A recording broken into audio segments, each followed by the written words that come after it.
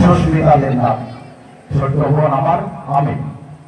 আশীর্বাদ করে আমি তোমাকে যেন আগামীতে টিভির পর্দায় দেখতে চাই পাবো আমার একটা আশা আমায় থাকবে তোমার উপরে। আর আগামী বছর আমরা এরকম মনে হয় একটা সুযোগ পাবো যদি প্রাকৃতিক দুর্যোগের যদি ভালো হয়, যদি না হয় প্রাকৃতিক দুর্যোগ খারাপ যদি না হয়, যদি ভালো পাই আমরা, তাহলে তোমাকে আমরা আগে থেকে নিমন্ত্রণ দিয়ে দিচ্ছি যে আমাদের এই মঞ্চে